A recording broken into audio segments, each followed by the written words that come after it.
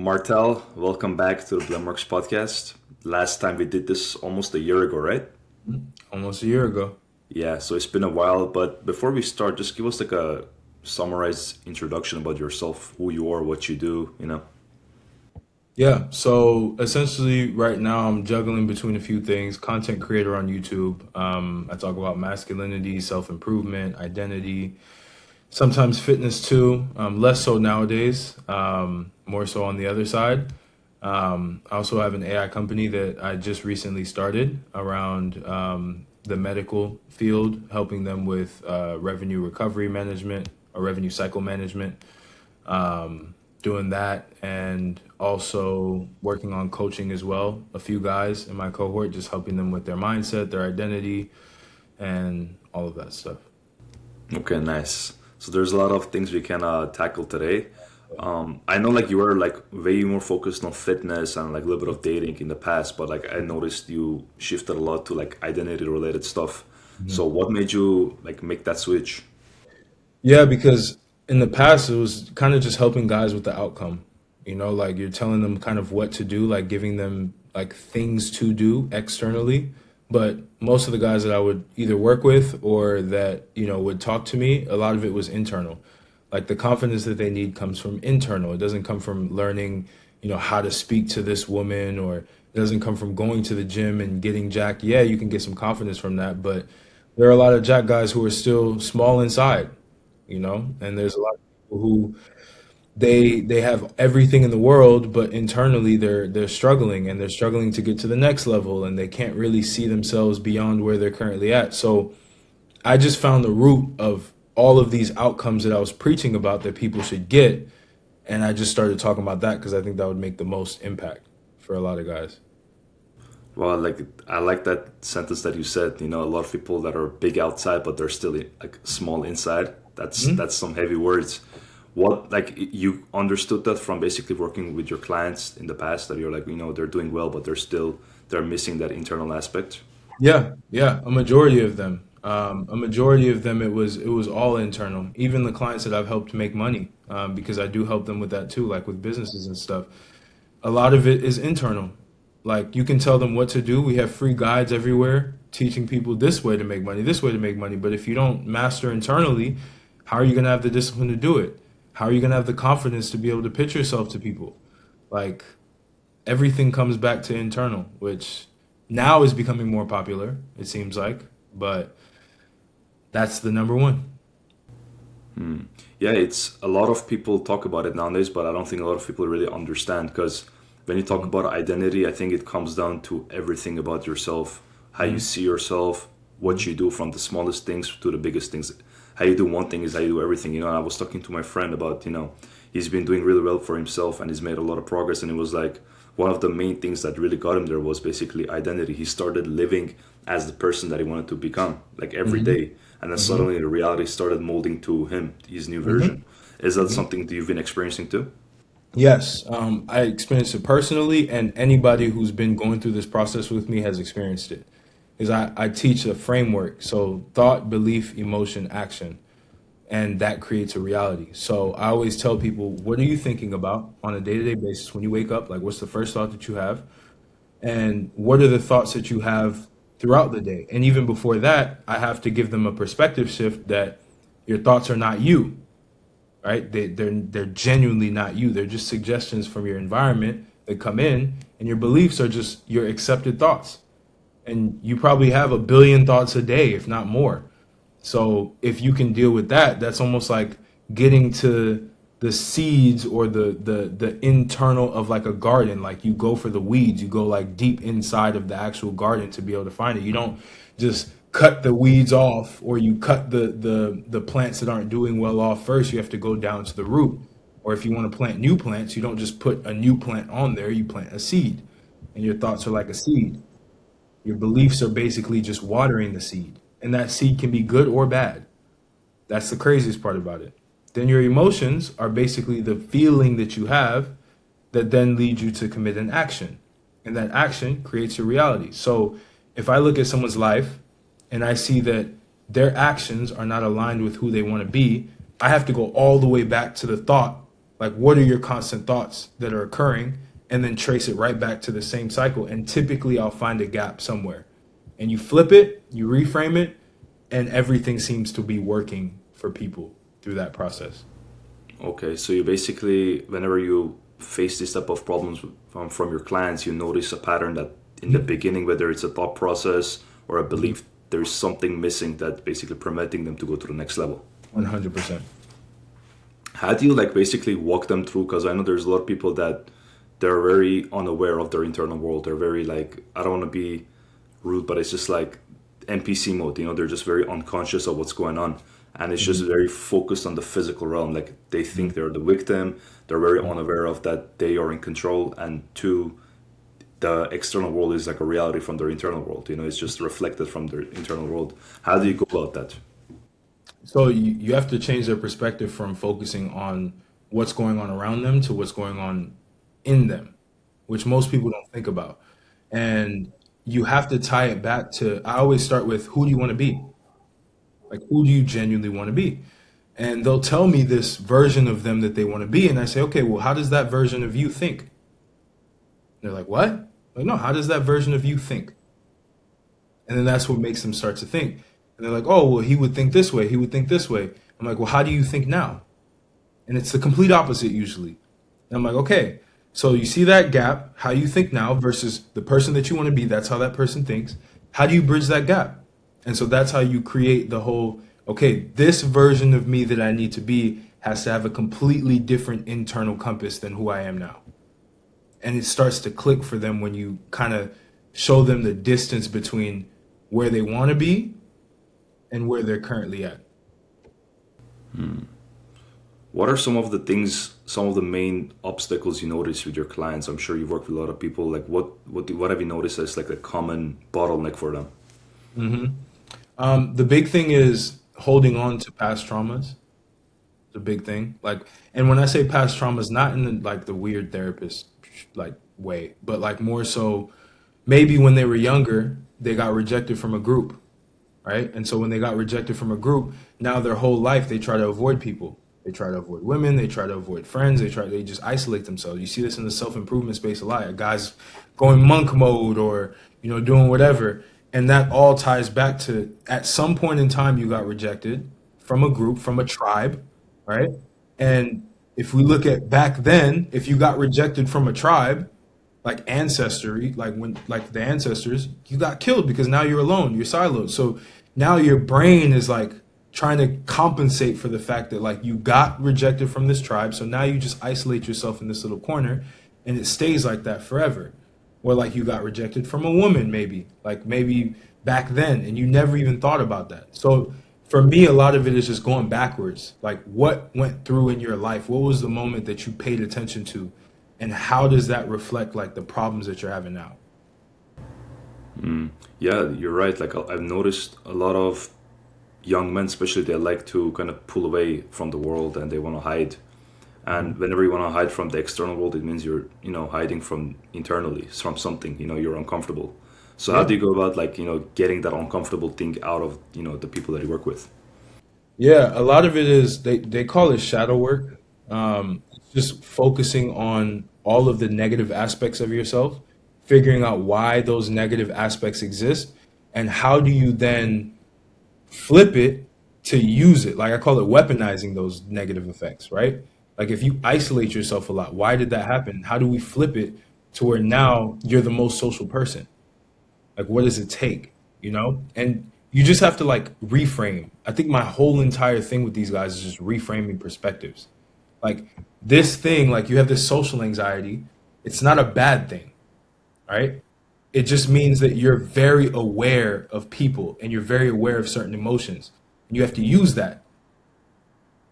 And that's the big shift. Like a lot of guys, when you reframe these things that they thought were weaknesses or were flaws in themselves and you turn it into a strength, then you get a whole different person at that point. How do you go about reframing this type of beliefs? It's because they're usually negative beliefs, right? They're usually like, oh, you know, well, I'm short. That's the simple one. There's a lot of guys, I'm too short, right? Because maybe they got rejected because they were short. And you say, well, actually, that's a superpower because if you're short, then you probably can work on other things that tall people don't ever think about. Like maybe you can work on being funnier. Maybe you can work on, communication. You understand people a lot better because you've had to observe the world so much that you understand things. And when you reframe it that way, that's what I mean. Like you take it from a negative lens and you make it a positive lens for them, like a strength. They can start to use it and they start to be more confident in their own skin. They're like, okay, cool. I'm short, but I have all of these other things. Versus I'm short. Everybody doesn't like people who are short. I'm just going to isolate myself. That's true. What are some things that you notice with their identity that is it mainly, these blocks are holding them back in their business life, their relationships? What is like the main type of problems they're facing? The number one thing is scarcity mindset, a scarce identity, thinking that like there's not enough of anything. Like, for example, relationships, like dating. If you're not in a relationship, you think that there's not enough women in the world. So you kind of just like get away from that because you think all women are bad, because that's what, you see on the manosphere and all of these things. All women are bad. All women are this and that. So you assume that. And you don't realize that there are millions of women out there. You're just in a small little radius. And if you can expand that, then you may have a different outlook. Or for money, for example, with business, you think that there's not enough money to go around. You think that everybody just doesn't have enough money because you get rejected every time you try to have a pitch. When in reality, there's a bunch of people buying crazy cars now. Money's moving. There is an abundance amount of money, but you think that it's scarce. So you're always going to almost self-sabotage yourself from any opportunity because you just constantly believe that there's not enough of that thing. Same when a man sees a woman that he finds attractive or actually has the traits that he wants, because he's had the scarcity mindset that there's not enough good women out there, he's going to self-sabotage with that woman no matter what, because that's his belief. He thinks that all women are bad. There's no abundance of good women out there. I see. How do you think that lack of abundance mindset hurts you in business? Because it's easy to say, money is abundant, money comes to you, but it's hard to actually apply and actually be that person every day. Mm-hmm. It affects you in business because you constantly are chasing. You're constantly probably pivoting a lot. I was a victim of this because I had a very bad, scarce mindset. Like, I'm from Brooklyn, New York. I didn't have anything. My parents were constantly telling me money doesn't grow on trees. It's hard to make money. It's hard to do this. It's hard to do that. So I had this scarcity mindset for a long time. So anytime there would be some friction within a business, I would always pivot away from it because I'm like, okay, maybe this isn't the right opportunity. Instead of actually like going deep into it and actually solving the problem, I would just run away from it and say like, this just isn't right. There's not enough money in this space. There's money everywhere. It's the same with when I was a fitness coach. Like, I would think, oh, it's saturated. There's no way that you can make money in fitness because there's so many fitness coaches out there. That's the scarcity mindset versus how do I position myself to be different? How do I bring something different to the table? Which is what I did. And it worked. But it takes the idea of there are people who still buy fitness coaching. There are people who still buy social media marketing. It's not dead. It's not saturated. You just might have to reposition yourself. And that takes a lot of abundance mindset to understand that because to reposition yourself, you have to believe that there are people out there who would buy your services. That thing that you just described, pivoting and either giving up to another thing, like it's something that I've done in the past too, and it's like it's really bad. Like it's kind of like a shiny object syndrome that you're like, okay, there's always something a better, or maybe this is not for me. Like how do you know when to pivot or reposition yourself, and how do you know when to actually stop doing something? That's a great question. You tend to know because you evolve beyond the thing. Like I genuinely believe that there are steps. For example, like I did fitness coaching. Then I went into a different type of coaching, more like broad self-developed, like this identity stuff was very, very new. But it was an evolution from fitness because it was a little bit beyond it. Doing the whole AI company I have now, it's an evolution. I just simply evolve. So as long as I'm challenging myself and I'm getting better and I'm not running away from a problem, then I know that I'm not just pivoting out of scarcity mode. Like, and I'm just frantic, right? If you're very calm throughout the process, that's how you know. If you're calm throughout a pivot, it's the right pivot. if you're frantically just like, oh my God, like I need to figure something out fast. Like I need to make money really, really quickly. That's how you know that you're pivoting out of scarcity. You're not pivoting out of like a genuinely better opportunity for yourself. Okay, yeah, that makes sense. How's your experience been just by like pivoting your brand and your offers? Because I've done that in the past, when I even like some close people I've talked to, like, sometimes you change too much or you don't know what you're doing. So how's your experience been with that? I mean, it was tough at first because I cared about what other people thought. I was like, oh well, if I try to do this thing because I'm really interested in this now, and I'm genuinely like deep into this now, then people are gonna think that I pivoted again. I have to stay in the same space because I want people to believe that I'm committed. And when I came to the reality that nobody gives a fuck about you, like people don't wake up, oh, what is Martel up to today? Like when you wake up, do you think like, what is this person up to today? You care about yourself, So for me, I started to care less about what people thought, and I started to care about like, what do you genuinely want? Like what do you genuinely want to do? Like I could have been like, oh, let me just keep doing fitness coaching forever and box myself in, because that's what I don't want to pivot because I want people are going to think that I'm just like all over the place. It is what it is. If I move on, then I'm going to find people who are in that space who can relate to me. And if I'm good enough in that space, then I'm going to win. And it's the same with the content that I've had. I've constantly evolved with the content. Like I constantly, like some guys don't even understand it. They're like, bro, how are you still standing? And you've literally went from one type of content to another, fitness purely, then dating, then like identity, mindset. Like, how do you do this shit and still keep winning? And it's like, because this is genuinely me. I'm not a fitness coach. I don't see myself as I've never saw myself as just a fitness coach. I've never saw myself as a dating coach. I'm just me. And I'll evolve. And if I evolve and someone doesn't like it, they can fuck off. They Okay, so weren't gonna. basically what you're saying is that you're following your interests and your curiosity, right? Yeah. And I'm not boxing myself into a label, right? Like I'm not calling myself this guy, or I'm the guy of this, or I'm the guy of that. I'm just Martel. I am. Whatever that manifestation looks like at a certain point in time, that's a piece of me. And I think that's what people like the most. And I think nowadays, those generalists is what they call them, they win the most. Because they can inject their personality and their different interests into everything and just make it a little bit more unique than what the market sees.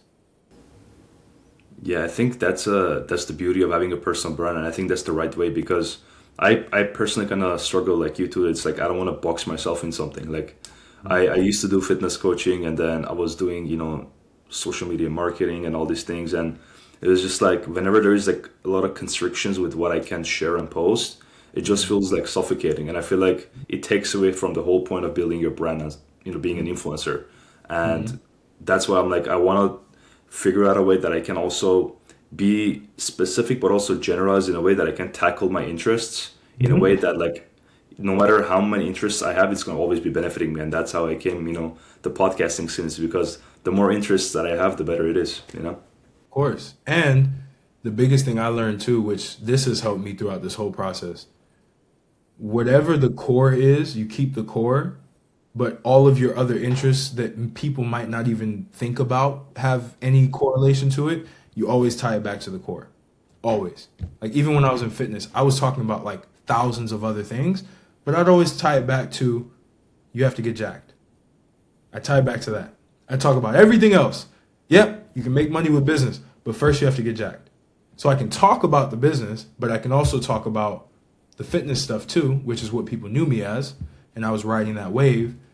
But that's how you can not confuse people. Because yeah, I can now veer off and just talk about this thing, but if I don't connect it back to the central source of what it was that I was talking about, then now I'm like a fish out of water to a lot of people. Yeah, I think it's important to have that foundation, whether it's your fitness, your health, your business. It's good to have that foundation you can always relate it to. I think, yeah, I'm sure you noticed it too. It's whenever you do a lot of different content, or just when you evolve as a person, you can always see it, the broad picture, the broad perspective, and then you just tie things back together.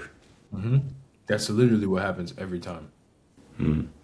How have you noticed with your brand, actually not your brand, the identity things when you internally change as a man? How does that affect your dating life? I know you've been in a relationship for a while, so I'm Hmm. curious to hear your perspective. But it kind of hit my mind like this past 2 months because I was like last time I saw you, I was in a relationship, but like now I'm single, and Hmm. I was talking to a woman maybe like 2 3 months ago, and the way she described me and the way she saw me completely reframed the way I saw myself and also what I expect from women. Hmm. Because she was saying like I'm not seeing myself as high as I should be. And it Hmm. really was like, wow, like I didn't never notice that. So how do you think men should view themselves when it comes to dating and also how to actually understand what they need when it comes to, meeting the right woman? Yeah, I mean, I think men should start to like focus on who's the best version of me and how am I that person every single day? How can I be that person now? I always tell people this. I'm like, look, whoever you believe is the greatest version of you that you can even possibly imagine, you can be that person right now. You can think like that person. You can have similar worldviews as that person. You can have similar emotions to that person. And you can do everything that person does action wise every single day now.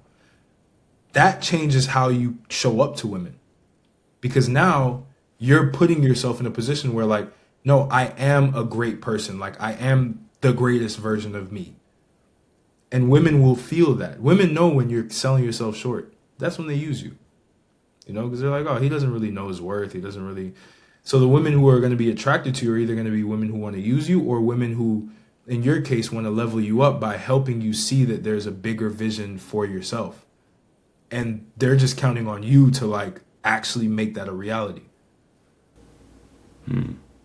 Yeah, it's very very important to see who you are actually, because Hmm. like if you don't know who you are, you don't have a strong foundation, and whether it's women or people in business or the wrong friends can manipulate you and they can make you feel less, even though you might be someone who's doing something. But if you don't realize that, you can be taken advantage of.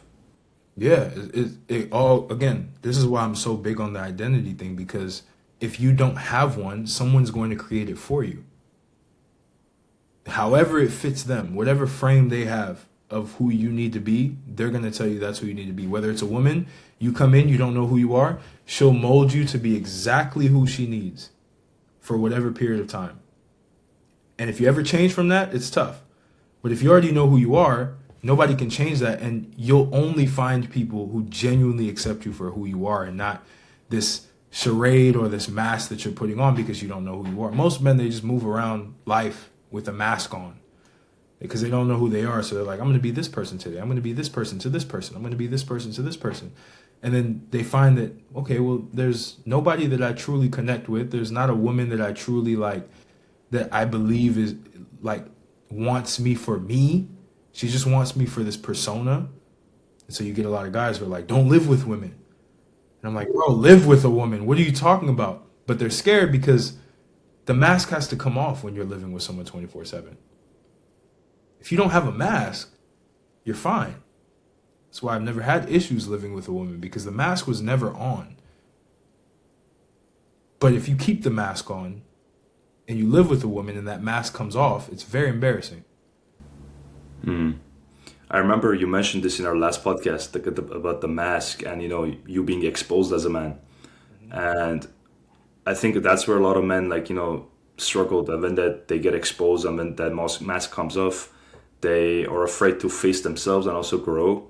That's why they just either change the woman or just change the environment to not be exposed again. And I think my previous relationship kind of something like that happened that I felt like exposed, but for me it was like I'm still willing to grow. I don't care. I'm going to keep going. And I think sometimes it's you need to find to see who's also open to see you grow. And for me, like I've never had problems understanding my weaknesses. And I think it's the beautiful thing about relationships is that even if the relationship doesn't continue for a long time, the fact that you got exposed as a man, that's the whole blessing itself. That you get to see all of your weaknesses, and everything was just exposed 4K in my face, like where I lack as a man. And it's a humbling experience that you're like, wow, like this is just not good. But that's where, like, as you said, a lot of men can actually turn it around. How do you think men can go about actually turning those heartbreaks and breakups to something better? Yeah, I mean, you have to look at it as, and I think this is where I would say my enemy is the doomer. Like, I hate doomers. I hate people who think like the world is against me, everything's bad. Like, the way that you change it, to answer your question directly, is you have to look at every quote unquote failure or something that goes wrong as a lesson. It's like you're failing forward. So every breakup you have is just an opportunity to look back and say, how could I have done this better? How could I have chosen a better woman if that's the case? How could I have been in that relationship if it was a good woman? What could I have done in that relationship to get better? And then you bring it to the next one. And you don't expect for these relationships to last forever. Like, I'm married. I still don't have the expectation that my relationship will be forever. That's the thing. It's like, I know that you never know what life happens. You never know what happens in life. That's the best mindset to have, because you don't have that attachment. And so you're able to take yourself out of yourself and look from like a bird's eye view and just see what's going on, and like, okay, this is what I need to improve. This is what I need to talk to her about. This is what I need to do. And you don't have that, again, scarcity mindset, where when the relationship's over, you're stuck and you feel like you're moving backwards, because now your identity was completely tied to the relationship. And when the relationship's over, it breaks your identity. You don't know who you are anymore. Now you have to rebuild from zero again. I think that's a big problem with a lot of guys right now. They're just in relationships for the sake of, I'm a relationship guy. This is my identity. Versus, this is a union that I have. This is a relationship that I have. I'm Martel. I'm in the relationship, but I'm not the relationship. You know? That's some heavy bars right there. But Yeah. let's talk about choosing wisely, like the woman, because it's crazy. You're gonna laugh, like, but my very first relationship, and also my like last relationship, I got into relationships super fast, like very fast, under a month, right? Yeah. But now it's like after that, it's been almost like a year, like 11 months. I've met like plenty of women, and it's been like weeks and months of talking to them, and I still just don't pull the trigger, and I just take my time, and I'm very patient, and I don't get obsessive, or I don't get like attached. It's just there's like a sense of detachment. As you said, you got to be detached, and to see who's aligned the best for your lifestyle and what you want to do. And you would like, there's a lot of, believe it or not, there's a lot of good women out there that I literally didn't pick because they were not aligned with my path. And it's a tough decision, but I think my past version would have chosen those women because, as you said, the scarcity mindset, because you're like, oh, there's no other good woman. But I didn't pick them because they were not aligned. I think choosing wisely is super, super important, bro. 100%. A lot of men don't know how to choose wisely. And all choosing wisely is, what are your boundaries? What are your values? What do you go with and what do you go against? If somebody crosses that, it's done. It's that simple. But a lot of guys even struggle with cutting it off. And their identity is so tied to the relationship that they feel like once it's gone, like, I'm not me anymore.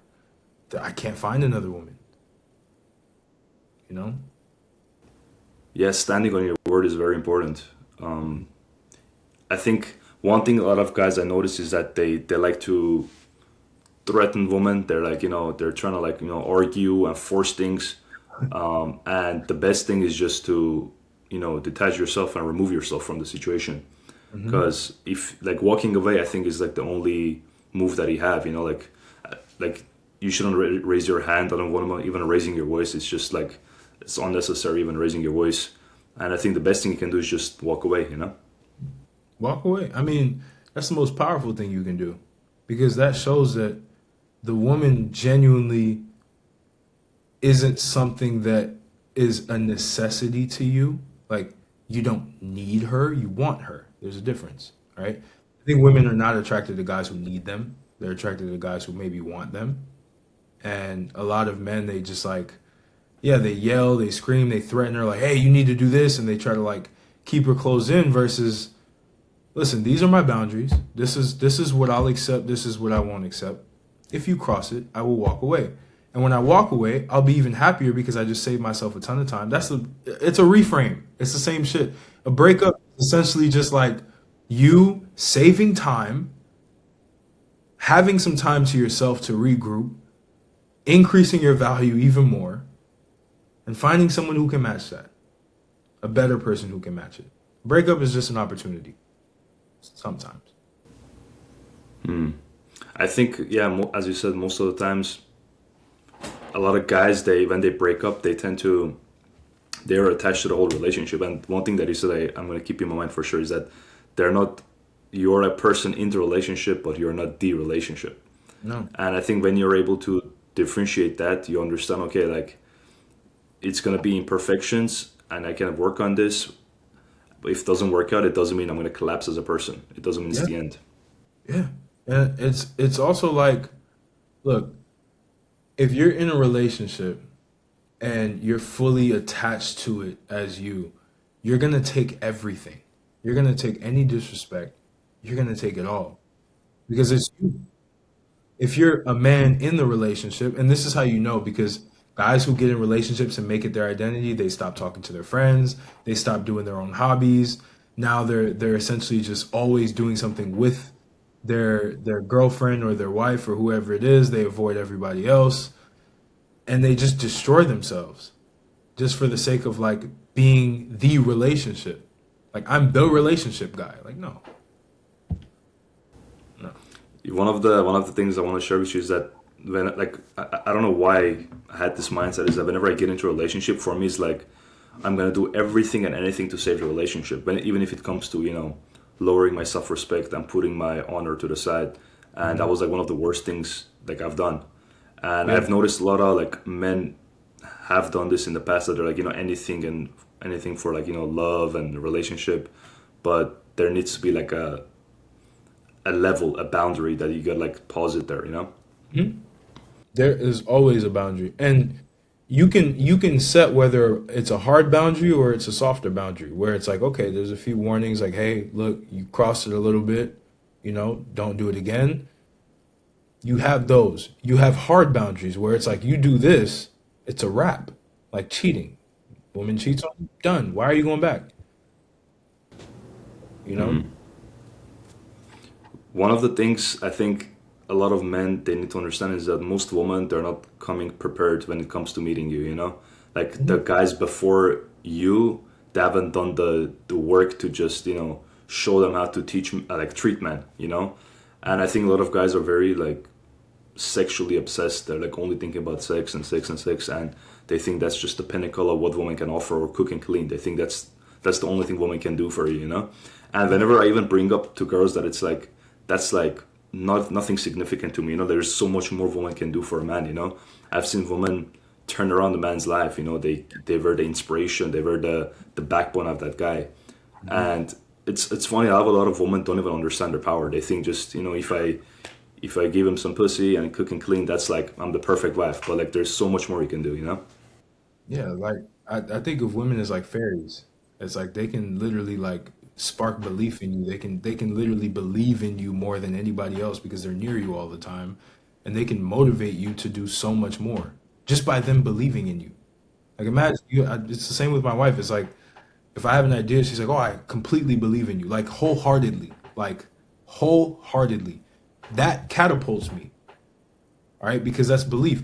And how does a woman have that belief? Well, I mean, a lot of it comes from not going through too much in life to be like super pessimistic about everything. Like I don't like pessimistic women at all. I've never liked that.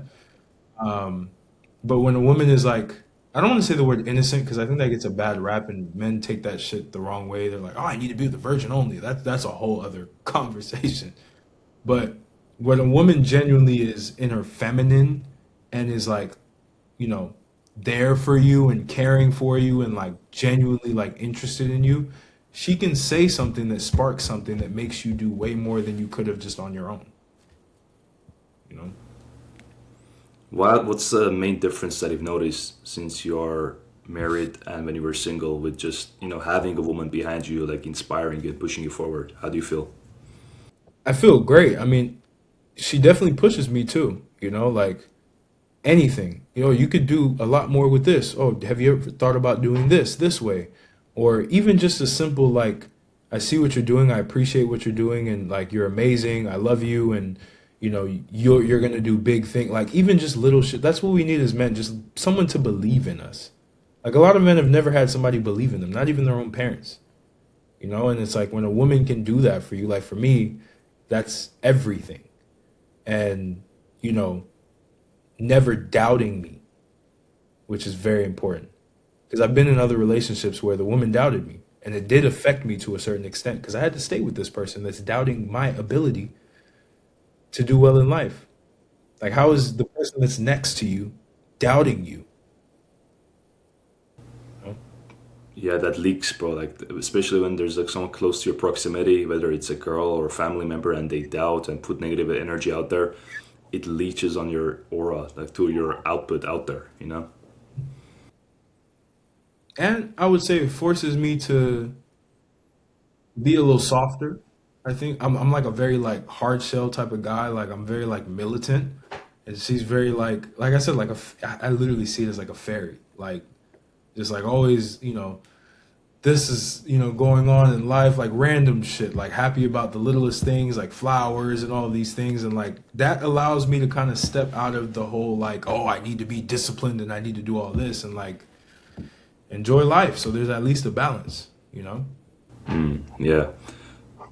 There is like a true like power like in the feminine energy because I've noticed like with the women that are super feminine and it just I feel the most masculine, you know, I feel Hmm. very masculine.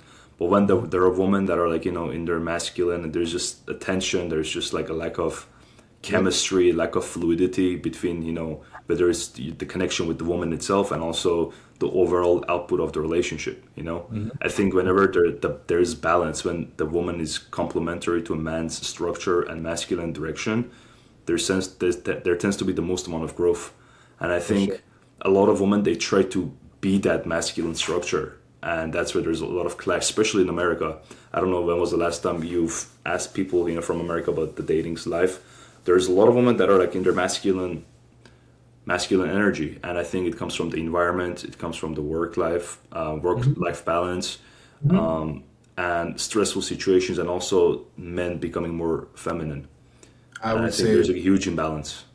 the last part was top. I think like women are naturally feminine, right? Like that's who they are. So when you see a woman who's masculine, she's overcompensating for something. She's either overcompensating because she has to work a lot. This is why like this is another hot take, but I don't believe in 50-50 at all. I don't. I think that destroys a lot of the balance because imagine you want a woman to cook for you, you want a woman to clean for you, you want a woman to do all these things, and she also has to go to work, and she also has to make money, bring her own portion to it, and then you bring in half. There's an imbalance, right? Because now the woman can't really be who she is, which is, you know, a woman that cares for things and, you know, lives. So for me, I've always been like pro 100 0. Like I put in everything as long as you support me in the process and you actually help me, and that's the key word help. Not just sit here and just like, oh yeah, like I get all this stuff, like genuinely help me, then we're good, you know? Absolutely. You know, I think one thing I 100% agree with you. It needs to be 100 and 0. I think it needs to be 100 and 0 for the woman that actually deserve it. You know, if So, a woman is pushing me forward, by all means, I'm going to go 110%. You know, hmm. but Hmm. there's a lot of women that expect that 100% without you know actually contributing. And I'm very big on this. Like you know, I've told this woman in the past. I'm like, if you're not contributing to my mission, it's like what are we here for? You know. Hmm. I mean, we can have sex, sure, or I can have sex with other women, or you know, we can have good times. You can go get food. What's the difference? Like there is another way you can separate yourself from others. It's how Hmm. you contribute, how you can elevate me, and how I can elevate you. Yeah. Like there's a bunch of rich guys. You know, I'm sure they can all take you to nice restaurants and get you Gucci bags or whatever they want to get. But Hmm. how's a man gonna elevate your mind and the way you live your life and how you see yourself and how you think about yourself? I think a lot of those things that guys ignore and also women ignore. They forget that you can transform your significant other. You know. Yeah, for sure. And you just have to stay on it. Like that has to be your number one factor. Like you have to bring something to me, and it's not money. That's what I think. Especially with Western women, they think everything's about money. It's not. Like I've had women that I've spoken to in the past. Like when I like go on the date, like yeah, I went to this college and I did this, and I have this job, and I just sit there and I'm like, I don't give a fuck about that. Like, what is that gonna do for me? Like, which okay, you do all that, but what else? What else is there? And they're just so focused on like, yeah, I do this and I'm an independent woman. I'm like, okay, well, if you're independent, why are you on a date with me? It makes no sense. Bro, I hate that word independent. It's so annoying. I love it because, again, a reframe, right?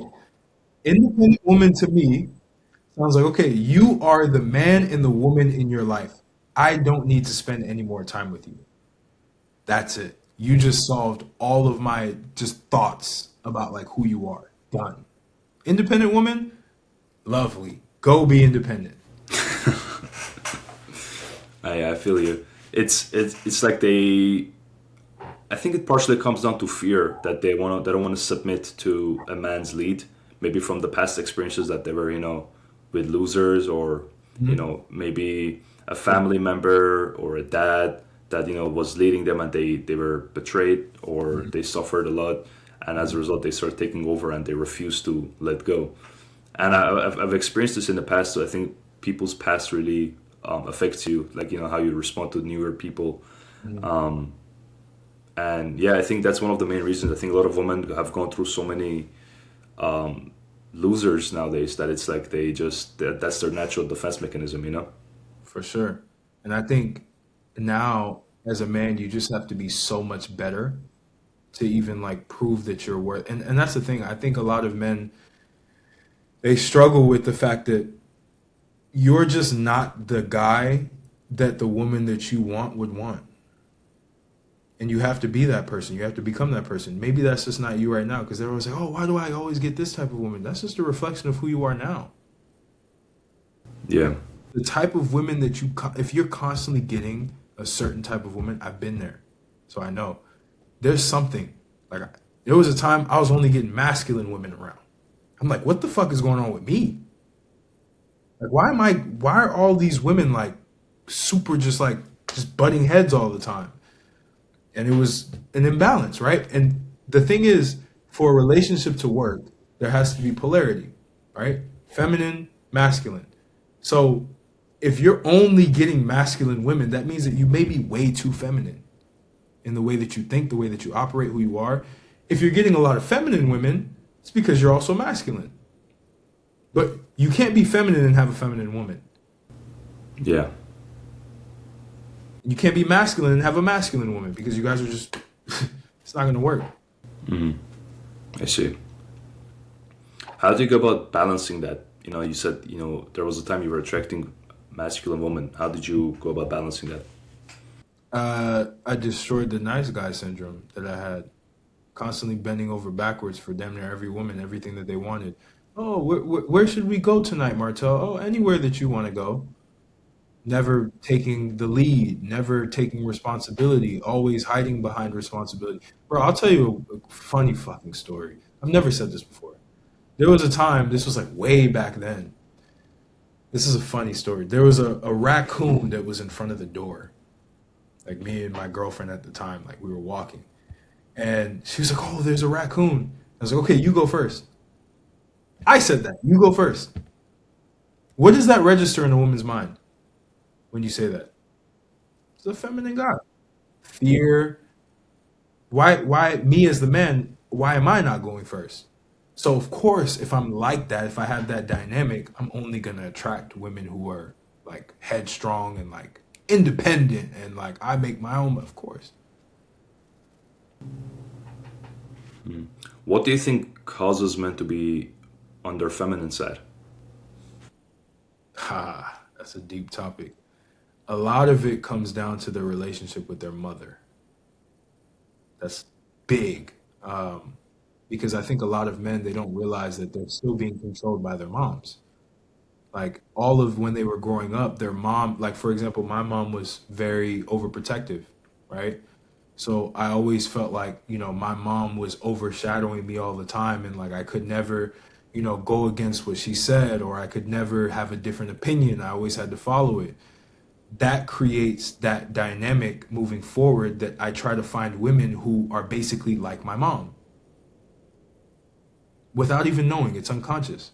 But that relationship with your mom, if you had one in your life, that creates it starts right there every time. That's so true, bro. So true. I had like a similar experience, I think, when I was like in my teen years. I was very afraid of like, going against, what my parents said. Hmm. And like, just kind of trying to break from their structure. And I know it's important to, respect your elders, but I think when it comes to certain situations, when it's like, career choices, lifestyle choices, I think you need to be able to set your own structure, and that means if that means going against your families, so be it. You're a man at the end of the day. And that's, I think, my crucial turnaround was when I decided to drop out of college. I think that's when I was like, big, everything against me, everyone was against me, but I still stood on the business. And no matter what, that was like the first time that I was like, okay, I'm gonna do what I want to do. And after that, I've dated women that they weren't against. I was like, it's my choice. And again, sometimes they had like a fair opinion, sometimes not. But at the end of the day, like I gotta go through it as a man. And I think one thing a lot of mothers don't understand is that them overprotecting, their sons is the last thing they should do, because it literally strips them from their masculine potential. Hmm. Completely. Because now you can't fend for yourself. You think everyone's coming to save you when they're not, because your mom's been saving you your whole life. Your mom's been telling you that you're the greatest person in the world, making you like think that the world revolves around you. And then when you get into the world and you realize nobody cares about you, you realize, well, that's a strong word. Not that nobody cares about you. Nobody thinks about you when they first wake up in the morning, like your mom did, right? So now you have to get to a point where now you're an individual person. Now you have to figure out who you are. Now you have to figure out, how do I bring value to the world? Me as a man, what do I bring to the world? How do I become a valuable person? What does that even look like? Like, how do I get respect in the world? I was automatically just like my mom's pet. Now I'm not by my mom anymore. I had to figure it out. How did you go about transforming yourself from those stages that you were describing? One, I had to move out. So when I was 18, I moved out of my parents' place and moved full time into college. Even while I was in college, I never went back home. I barely went back home. I stayed kind of like in my own, whether it was an apartment, my own dorm room. I lived my own life. I went through my own struggles. Like, and I forced myself to go through struggles. Like, I forced myself to like go and stretch myself extremely far and never ask for help from my parents ever, like never, and constantly just like be on my own, which is a gift and a curse, because you get to a point when you're in a relationship, you also have to kind of like include the other person, which I sometimes struggle with. I like to do everything on my own because that's how I trained myself out of that situation of depending on my mom and my dad, I guess. But yeah, it starts with detaching and just realizing that your mom's point of view is not your point of view. Your dad's point of view is not your point of view. You have to almost move through life like your parents are dead. It's a very weird way of thinking about it, but for me, that's always helped because it forces me to be on my own 2 feet. And obviously, I talk to my parents and, I have a good relationship with them. But in the back of my mind is like, it's my life now. I got to figure it out. I think partially your relationship gets better after you separate from your parents. I think there's like a sense of like too much tension when you're always within each other's vicinity, and then when you get separated, like the relationship tends to be better. 100%. Because now you kind of have the leverage as the child. Because now, before it used to be like they're just around you. They don't really see the worth that you have because you ever see like those kids or those grown men who still live at home and their mom's just cussing them out like they're just a deadbeat. Like, when are you gonna get out of the house? When are you gonna have your own life? It's the same thing, right? And then when you finally go out on your own, now your parents are calling you, checking on you. Hey, how's everything going? Like, hey, you don't call as much as you used to. Like, and they're trying to get your attention, get your attention, get your attention. Versus when you're around them 24/7, you just become like a son that they have to deal with, that hasn't figured his life out, and they slowly resent you. Yeah, that's 100% true. I think when you are by yourself, when you become the man, the respect comes with it. And I would even say, going back to your original question too, like from what I was saying with the reason why men are like how they are is because of their mom. A lot of men don't realize that they're still married to their mom. It's a very weird concept. Like, they're still kind of like tied to her. They haven't like divorced themselves from their mom. They're constantly in the same like relationship since birth with their mom, and they're overcompensating in real life with that, to where like now their whole life is dictated by her. And that's like the first shit test you ever get in life is your mom. Your mom shit tests you forever, by the way. Like, my mom shit tests me all the time. Any decision I want to make, I get shit tested. See, I got a thumbs up because it's true. Every decision that I make, I would always get like challenged by my mom. Every time I wanted to go out and do something on my own, my mom would be like, "Oh, I don't think you should actually do that because she wants you to be safe." But it's a shit test to see if you're actually going to go do it. And when you go do it, you get more respect from her. It's the same with a woman. A woman will shit test you, and if you actually pass that test, she respects you a lot more. That's so true, man. Like, it all starts from your mother. Like, how,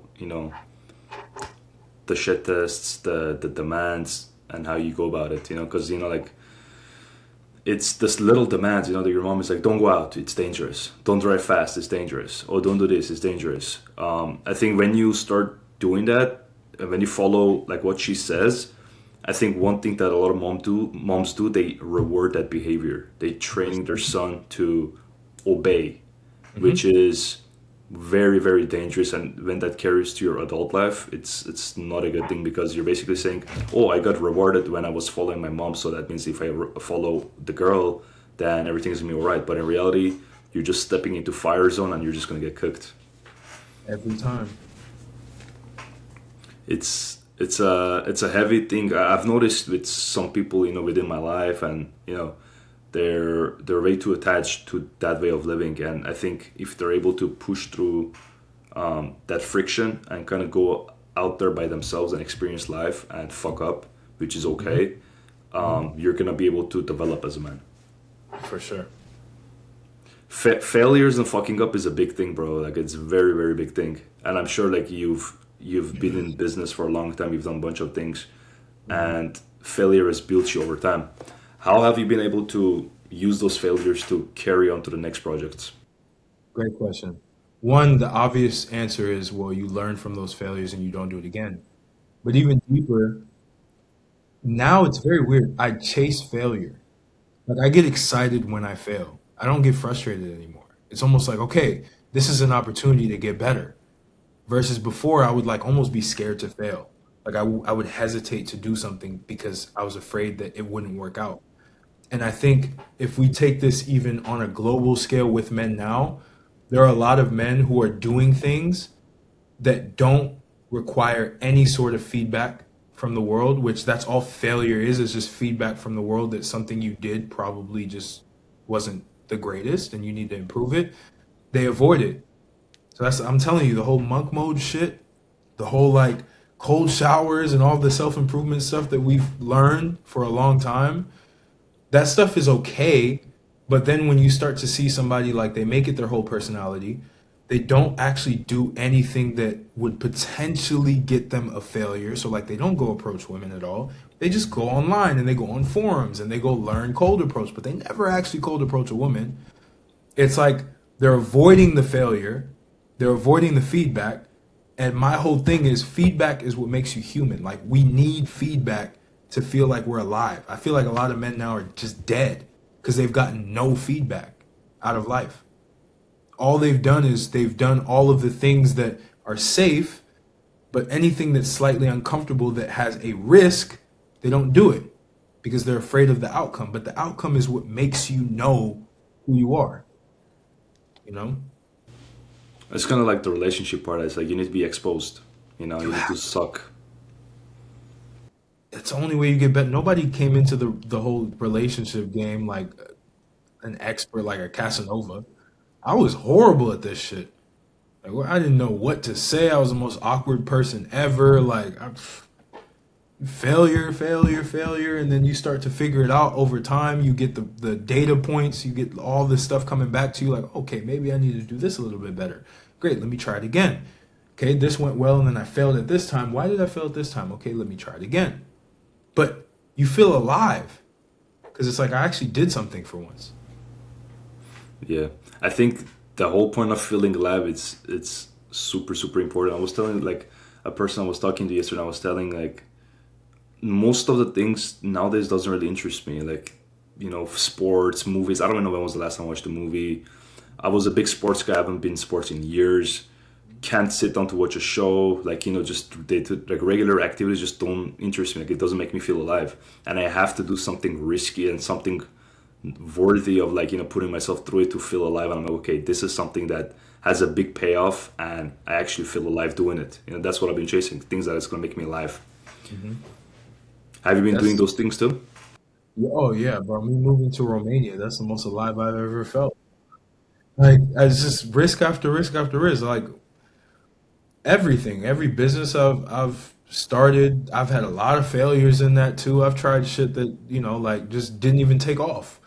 I've tried a lot of things. But at the end of the day, bro, it feels good to know that like at least you tried. At least you know what you're better at, what you're not better at. The worst possible thing is sitting alone in your room and getting zero feedback that you even exist. You didn't try anything. You didn't get a no. I'd rather get a no from someone than get nothing. Yeah. At least you know where you stand. At least you know where you stand. At least you know like you've tried something like way better. I think a lot of men would feel so much because now I get it. Like a lot of men feel very depressed. They feel very sad. They feel like, almost just numb to the world. And the only way to get around that, in my opinion, is just try more things. Try anything. It doesn't matter what that shit is. Just try something that could potentially fail. Go as big as you want to go. If you fail, it's fine. And I think I have a good risk tolerance because I was exposed to it so young that like it was normal to me. I was homeless in San Francisco, like all of this stuff, like the most expensive city in the world. After like going there expecting something and running out of money and trying to stay there and like figuring things out and knowing like, okay, well, any failure now, as long as I'm not dead, I'm still in the game. Like I still have a chance to win. Versus some guys don't even give themselves a chance.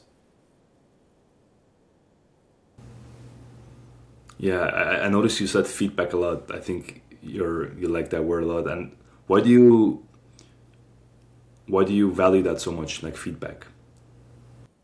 Because it's the only instruction you'll ever get to be better.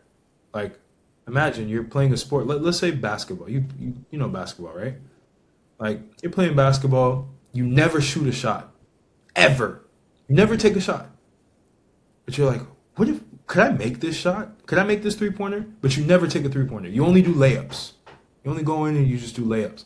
You look at the three-pointer and it just eats at you every single day. You're like, fuck, could I make a three-pointer? But I'm a little too scared to shoot a three. I'm not gonna try a three-pointer. Let me just keep doing layups. So you get zero feedback. But then if you shoot it and you miss it, you'd be like, okay, maybe my elbow mechanics were a little wrong. Maybe the flow, like I didn't follow through enough. You start to get excited. It's why a lot of men like video games. Because it gives them feedback, artificial feedback, which is why, because it's safer. You don't actually suffer the consequences in a video game, but you just get that learning feeling. Like I do something, I get a result, I try again. I do something, I get a result, I try again. Do something. It just proves that you're alive again. Yeah, yeah, feedback is very important because when it comes to business, failed workouts, Hmm. failed cold approaches, you get the feedback, you can adjust. I think, like personally for me, I've done like hundreds of cold approaches, and I can probably say like I 98, 95% of them or 98% of them didn't really go anywhere. Either they said no, I got the number, they didn't talk, but it just made me feel like I can do anything I want. Like the fact that I went for what I want, that just already, tells everything I need to know. Yeah. I even, man, YouTube was the biggest thing that I learned from this. Every video I make is to get feedback. Like I need to know, is this an interesting topic or not? If it's not, great, move on, next one. Like every single thing is just like, what can I learn from this? What can I learn from this? What can I learn from this? What can I learn from this? Like some people are just so afraid they don't even make a video. I used to be able to take 3 years to make my first video from watching YouTube every single day to like finally being on there. It's the same thing. Like once I started making videos, I'm like, okay, this topic does well. Then I make another video. Oh, this topic flopped. I'm not saying that again. Let me do this one. Let me do this one. You just get better. Now that we are in the topic of content, like what have you been doing regarding your content? On Instagram, on YouTube, what's been your strategy? Yeah, man. YouTube has been just it's interesting because I found out that if you can just say what people are thinking without saying it out loud on the camera, a lot of people are gonna watch that. I've had some videos go like semi-viral recently with just things that I've said that people think, but they don't say it out loud. So I've just been trying to figure out, like, I find, okay, who is what I like to call like a repressed archetype? So, for example, who's Tate's repressed archetype? The young guy who doesn't really get girls, who, you know, is not making money, but like he has all of these thoughts in his head about like how the world, the matrix, this and all of this, everything's against me. That's his repressed archetype. So he's just gonna say everything he knows that that archetype is thinking out loud, which is what he did, which is why we could all relate to him at a certain point. You look at clavicular, the same thing, right? The guys who feel like they grow up and they're like, man, I'm not as good looking. Like all of these guys are just born like this. He goes out and he says it. He's like, look, that's just how the world works. You have to look good. If you don't look good, then things aren't going to work out. All of those repressed archetype guys agree with that. And so he builds this audience from that. And he just runs that same place. So I've learned that. Like if you can tap into a repressed archetype, you say what they truly think, but won't say out loud, are afraid to say it out loud, you win on social media. And then that's with YouTube. With Instagram, I'll be honest, I don't know where my Instagram stands. I just kind of post whenever I want to post. Uh, I don't know who I want to be on Instagram, to be honest. Um, TikTok has been interesting. I've gotten a crazy Romanian following on TikTok, like crazy, bro. I realized that the SIM card that I had that used to be in the US, when I switched it to like a Romanian number, I realized TikTok only pushes your videos out initially to like people that are local to you. So I was sitting and I was talking about mindset, I was talking about masculinity, I was all the stuff I talk about on YouTube, which used to work in the US. I come here, I'm getting like less than 1,000 views. I asked my wife, I'm like, what? And this is what I'm saying. Women are very useful. I was like, what's going on? And she was like, I think it's because you switched your SIM card. You should start talking about Romania, like your experience in Romania as an American. The next video I make takes off for 200,000 views. Then I keep making another video, 500,000 views. Another video, like 100,000 views, 80,000 views. That pushes me to the Romanian national news. Like, I think 8 or 9 news outlets I'm on right now from that TikTok. So TikTok is all about Romania. Yeah, I talk about the food. I talk about how people are. I talk about and I only speak positive about it because I realize Romania, very nationalist type of place. Everyone like is like all about them. Like US, people kind of hate the US and they live there. So like you can talk shit about the US. Here, no. If you're a foreigner, you talk shit about here, you're done. So I just say everything good about it. I say it's better than the US. And they love that shit. I'm sure. Yeah, it's like a lot of like smaller countries like that. They have like very like stronger bonds. They love like very like those type of nationalistic things. You know, like I'm Armenian. You know, like at the moment I see like people saying good things about Armenia and like Armenian people, it's like automatically just the videos go crazy. And that's like I think one of the methods that last year I kind of like took off like a little bit is that like I was just leveraging my ethnicity. You know, I was just Yep. putting the Armenian flag in my content, the podcast, and it just did a lot of like numbers, and it was getting people's attention, and a lot of people were reacting to me and all that. But yeah, I think that the ethnical and nationality direction it's very like powerful for sure. Oh yeah. Like TikTok, I mean, now it's even gotten me opportunities with like the Romanian government, like building an app for them for tourism, like crazy shit. Yeah, Like, so I kind of have like a different version of myself on each social media. Like X is just like business and all of that stuff. Like, and these platforms, YouTube is just like mindset, masculinity. Instagram is just me living, I guess, just like day to day. I guess it's just a personal type of thing now. yeah. I think it's going that way that it's like each platform is becoming its own use. Yeah. Um, I think you need to curate your content based on each platform. I think whenever I post certain reels on TikTok, it doesn't perform well. Sometimes TikTok does better, or YouTube Shorts it does better. It's very weird because I don't think you can post the same content. I don't think it's going to do well in every single platform. No, that the whole like take one piece of content and just run it across all, it doesn't work anymore. Yeah, it's outdated. Yeah. Why do you think Instagram is becoming more generalized for you? Because I've been kind of going through like a similar phase. Is that I was way too boxed in with like agency related content, and Mhm. it was just it was just not clicking really.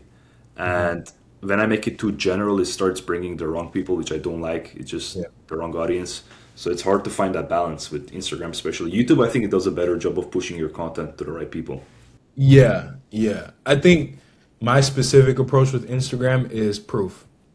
Proof that I am who I say I am. So, my life, for example, people on YouTube, they've heard that I say I live in Romania, but they've never seen it. They've heard that I'm married, but they've never seen it. So on Instagram, I just show everything that I say. So it almost just becomes like proof. So when someone watches me on, because this is what happens, someone watches me on YouTube, they go on my Instagram to see like, who is this guy? Like, is he just this guy who's just talking in front of the camera? Like, what does he do? So Instagram is kind of like proof of me. Like, yeah, I'm the exact guy that I say that I am, and that's how I run it essentially. I think the way Instagram is going is becoming more of like a personal advertisement app that I don't see like just you being benefiting from just niching in one thing, just one niche. I think if you're able to connect everything to yourself and just make it as personal as possible and as authentic, I think that's when things take off. I think the most successful personal brands that I've seen to this day are the ones that no matter what type of content they make, people are there for them, like Yes. their personality, who they are, their mannerisms, their energy, all those things goes a long way. Yep. I think even on YouTube it's the same way. Um, because like we said in the beginning, I probably pivoted so many times in terms of what type of content I post, but still get people watching, still get people subscribing. Doesn't matter what I talk about. Like I put up a poll one time. I was like, what would you want me to talk about?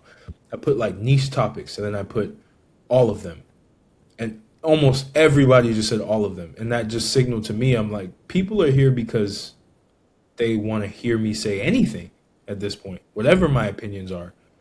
They're not here because they want. Because there's some people who make their entire social media almost like a Google search engine, like top 10 ways to do this, and this is the best. And it's like, now that we have AI, we have ChatGPT, we have Claude, people can just Google this stuff, but they can't Google your own personal experience. Absolutely. So, yeah.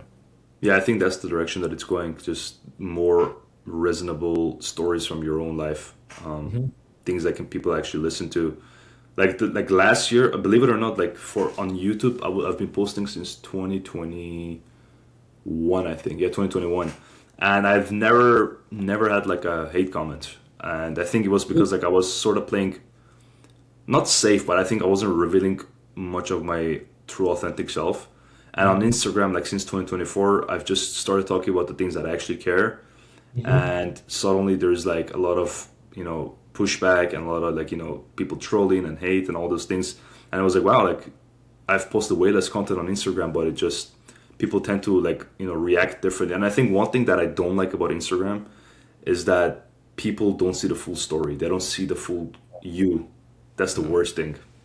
That's kind of why I like Instagram. I'm like, because even on YouTube, people don't see the full you. They don't. On any social platform, they don't know. Like nobody knows who you really are. They just see what you choose to represent for that time that you make the content, and they can paint in their minds who they think you are, and the people who don't like you will paint you as a negative and throw that in the comments. I've had that many times. Very interesting. I wonder if there's a way to like connect Instagram and YouTube in a way that they both funnel each other. Because like Mm. if you're able to maybe grab people's attention on a mass level with Instagram and send them to YouTube to actually give them a bit wider perspective, I think that's the way I think about it. You know? You can. I know a lot of people do deep links, like a deep YouTube link on their bio. So all of their profile traffic, when people go there, they just click on the link and they go straight to their YouTube. I know that's worked for a lot of people, especially coaches. Like if they have, let's say they do like a full guide on YouTube, they'll do a deep link on Instagram and people can click on that and go through their YouTube. So YouTube is like the nurturing engine, Instagram is like top of funnel, and they just kind of get the traffic there. I'm like the reverse. It's very weird.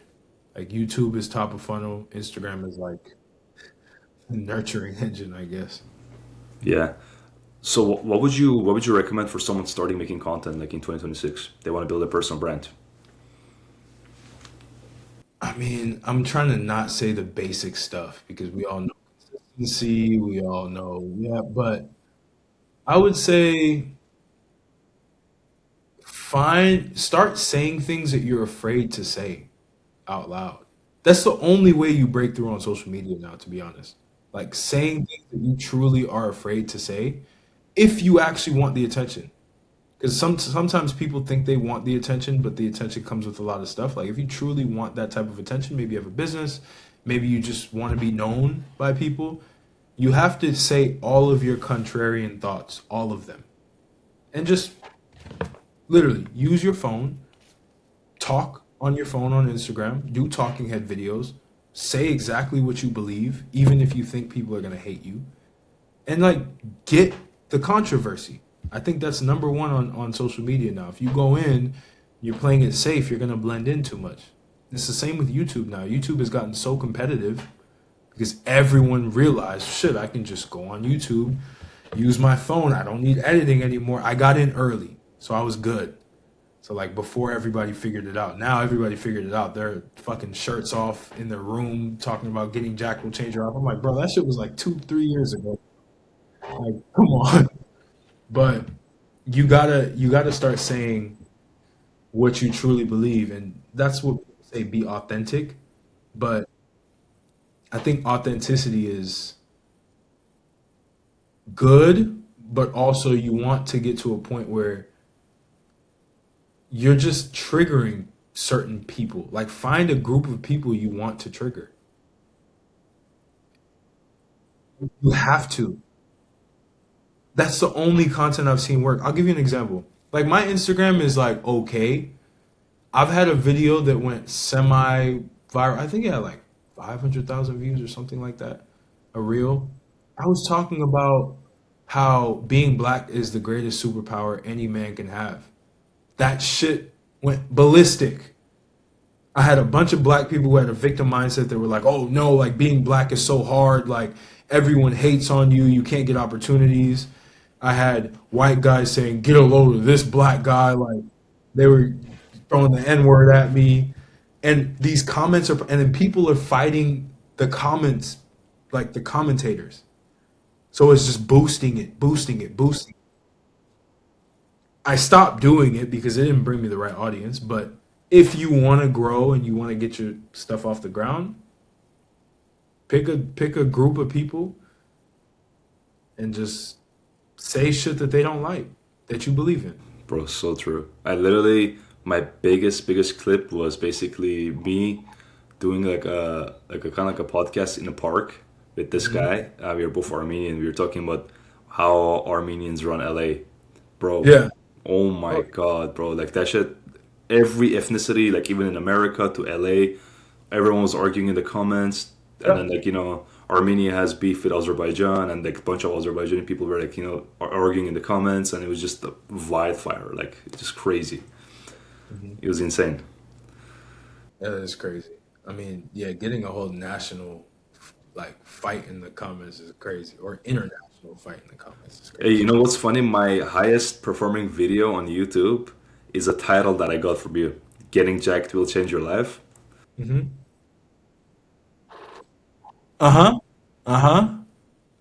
Yep. Yeah. I think nowadays that tactic doesn't really work. Like, taking titles, that works. It's not working anymore, You need to be It creative. I think it does work, but you here's the thing. It only works if you're living the truth of what it is that you're saying. Like truly. Like, and people can feel it. People can know if you just found the title and you watched the video. Because I've looked through some of them. I'm like, bro, I think you took the transcript and put it on like a teleprompter and you said the exact same shit. And for some reason they're confused. They're like, why did this not perform, bro? I even had it gets this bad. I had one about what getting Jack taught me about women that blew up too. I literally saw a guy take the same thumbnail with me and my wife sitting, and then me in the gym with my physique, like the side by side. He made an AI version and just put his face on it. It was the same exact, like the same body, the same woman, everything. Put his face on it I with the think I've same. seen that. I think I've seen that video. And I left a comment. I was like, bro, you could be a little bit more original than this. And I think he deleted it. But, bro, yeah, that titles are fine, but thumbnails, come on, bro. Yeah. I think the route that I go is like I shoot the video and I'm like, okay, what is the video, the vibe of the video, and I kind of try to find a title about it. But I think, like as you said, like no matter what, like the things that you say in the video and also the title is like you gotta say things that people don't say. And I noticed Yeah. with your title, so you're very creative with it. Yeah, there was one that I said that, bro, all these videos that take off, you'll see like just rows of people saying the same exact title. But there was one, you need to be a fucking professional. Like your life will be 10x better. That was one. There was another one that has still been blowing up. It was you're playing fair in a world that isn't. Be ruthless as fuck. Bro, type that title in on the search, pages of the same title, but not even near the same like performance. Because it's your perspective. Yeah. I think this one thing I really start to believe in is that your energy speaks way more than your titles and your thumbnails and like the topics. I think you can have the most highest crazy edits in a video or just be non-edited. The energy behind the video, the energy that you portray, that you give from the content and your words, I think that dictates a good piece of content versus a bad piece of content. And conviction. The Like conviction, yeah. you need that. Sometimes I'll watch some of these guys who make these videos and I'll be like, bro, it doesn't even sound like you even believe this shit. Like, why'd you even make it? Yeah. Like, because that what I learned with YouTube is yes, the title, the thumbnail can get the click, but they look at retention, right? Which is why I started telling more stories in the beginning of my YouTube videos, where like I'll say the hook and then I'll start telling my own story, and my retention went from like 4 minutes to like 12, 15 minutes. And that pushes it out like crazy because now YouTube's like, oh, people are staying and watching this video. It's valuable. Send it to more people. Yeah. I'm gonna be more active on YouTube. I've been posting more podcasts. I'm switching it off. I'm putting the podcast on my other account. So my personal, I'm gonna start doing what you say. Like telling stories, more personal stuff. Like you gotta make it personal. Oh yeah, I need to get on the podcast game too. I've been slacking. I want to do a podcast. I'm just like I don't know. I think there's like a huge market in Europe. I think if you're able to be that American in Europe and just go everywhere in Europe, your podcast is gonna go crazy. Yeah, I might have to do that. Yeah, maybe like related to like you being an American in Europe, and then Oh just be that X yeah, factor. yes. And I'm black, man. There's not that many of us here. Especially in Romania. Yeah, Tate kind of fucked it up, but it's all good. I'm repairing the damage. You got this. Are there anything like cool things you're working on? Any Yeah. interesting projects? Yes. Speaking of Romania, we're trying to put together this tourist app, essentially, or like a platform for local businesses in this city, Oradea specifically, and like the multinational companies to help them do like corporate travel and like go to the restaurants and like stay in like the short-term rental properties and stuff like that. So we actually have a big meeting. I want to say, when is this? On Wednesday. So like in two days with the government, with the city government, the mayor, all of them to like give us a sign off, push it straight through. That's one of the coolest projects, I would say. And I have the news outlets that they did the story on me. They were like, hey, if you ever do something, like let us know. We'll like push it. So the distribution on that side is good. Um, the other one, I think I told you in the beginning, the AI company thing, that just came out of like talking with somebody who was in the healthcare space. They do a lot of billing for insurance. I've been using a lot of AI stuff. I have a team now. So I'm like building like different solutions for like these healthcare companies and stuff like that. And I would say those are the two most interesting that I'm focused Yeah, I think that IRL businesses, like especially on a community level, it's been really fun because I've been getting into like hosting events and markets, and bro, bro, it feels so good. on. Yeah. I've never done like an in real life business ever. Boy, it's the best thing. It's always been like internet businesses. That's it. And it just, you just get so like drowned and bored because you're just like, I'm sitting behind the screen. I don't meet anybody except for on Zoom. I gotta send cold emails out to people. Like it's just crazy. I think one thing, bro, I don't know if you've experienced this too, but like whenever like in IRL businesses, like your different sides of you get challenged. Like bro, like you being able to build trust with people, like being backstabbed, Hmm. people scamming you. It's way more layers to it. On Yeah. like in business, like online business and physical, it's completely two different ball games. I'm excited about it. I told you, man. I'm looking forward to failing a few times and figuring it out. I mean, first IRL business, and it happens to be in Romania, a country that I am still learning. Like I don't know, like the back of my hand is like it's gonna be crazy. I'll tell you something. Like about these markets that I've been getting into is that like whenever I got into I'll say like I was in the nice guy syndrome of my business era. It's like I was very naive. I just Hmm. didn't know what's going on. And like when we were starting those markets, like I was seeing like some people from the other markets that were coming, kind of like taking information, and they were looking around to like like they were sending people to snitch on us, record things, to report it to the city. I'm like, what is Hmm. this? Like I didn't know like people are gonna do that. Yeah, But yeah, it's yeah. like IRL businesses, like people are willing to do anything. It's not like online business. You're not really hurting anyone. It's just like a digital world and everything. Everyone is safe. But physical is like people don't care. You're gonna get demolished. Oh yeah, and even here, bro. Like you're dealing with, and I don't talk bad about here at all, but the one thing that's been the hardest is trusting people business wise, because obviously I come from the internet side where a certain amount of money doesn't seem like it's a lot to me, but Yeah. to them it's like you're like a god, because they just don't have they've never seen that type of money before because they don't know it exists. And so trusting people is very hard, because you don't even have to tell them, they just see it and they're like, what the fuck, like what can I take from him? Because it's like scarcity, it's the same scarcity thing, Yeah. where when you're struggling and you're working your ass off and you're making like 1,000 euros a month max on like your best possible experience, actually 500 euros, you're gonna find a way, like, to be able to, whether it's take from somebody else who has it. Like I've had that happen a few times here, where somebody comes to me with this shiny new opportunity. Hey, you can sing this Romanian music here, but actually you have to pay like 5 grand to do it. And it's like, bro, come on. Or like a videographer. I wanted a videographer. Yeah, so it's gonna be like, $750 per shoot.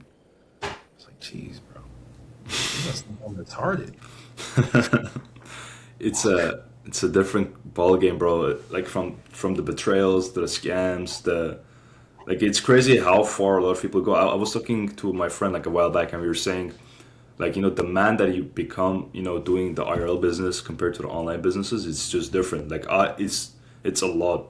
It's really a Yeah. lot. Like and like I've learned that a lot of people pretend, they lie to get information out of your business. Competition coming checking out of you. It's a lot of things. Like fake reviews. Fake calls. Sending wrong customers complaints. It's a lot. I It think is. you're gonna love it though. I think you're ready. You're prepared. I'm as prepared as I can be. I don't know what I'm getting myself into, but it's good. It's a good change. Especially in Romania. It's not in your first Yeah. language. It's a lot. Yeah, bro. It's yeah, the fact that it's not a language I know fluently at all is tough, but it's good. It forces me to learn, feedback.